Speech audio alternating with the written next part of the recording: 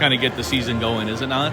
Yeah, it is. I mean, to have whatever 1,200 people here, and there's like little to no fanfare about it. Like you don't see it being advertised. I say this about a lot of the events that our marketing team or athletic department put on.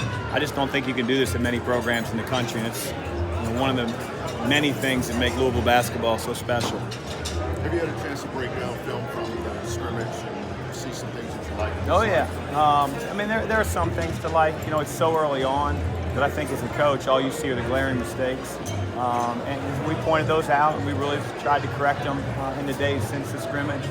But I think that's what you do throughout the entire preseason. Is you watch film, you try to address those things, and continue to grow in those areas. And as I said during the luncheon, you really feel a sense of urgency knowing that we have a conference game to start the year. How much does it help having like the secret scrimmage and the exhibition just leading into the season? It helps a lot. Both events will help us a whole lot. The secret scrimmage, you're playing a Power 5 type program. Athletes are big, style of play is fast.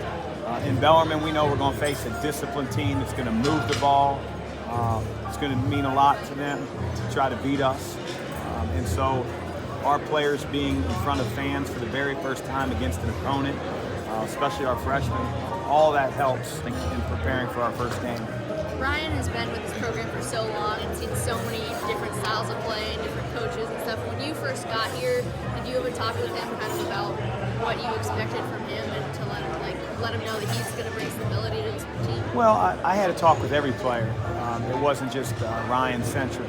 But Ryan's a huge part of our team. He was voted a captain for a reason. They respect him as a player. They respect his voice. He's seen a lot, like you said.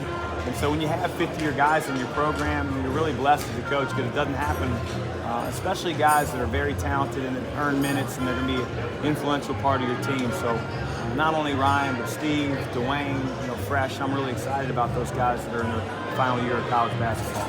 Chris, you were talking a little bit about Jordan after the scrimmage last game and how he's one of the best players in the conference. What's different about his game this year, you think, compared to last year at this time?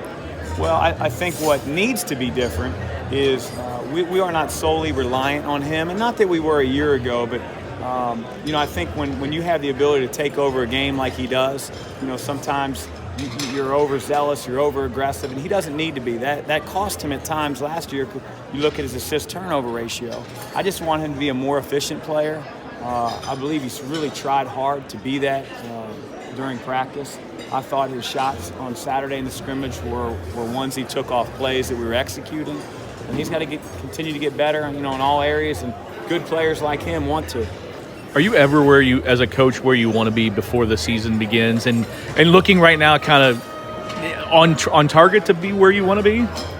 Time will tell. I think, we'll get 2 litmus tests here in the next couple weeks with the scrimmage and with Bellarmine. And then you just take inventory from there and try to figure out what do we need to do next practice. But those films for our players will be reality. Everything that we've talked about, did we do it against an opponent? Where do we need to get better?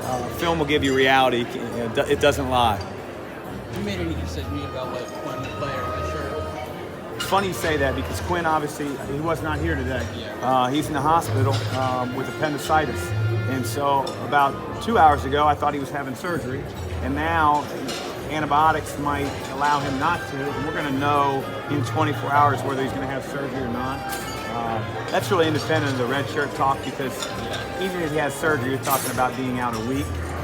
So I'm going to wait until the last possible second to determine whether we want to redshirt anybody on the team.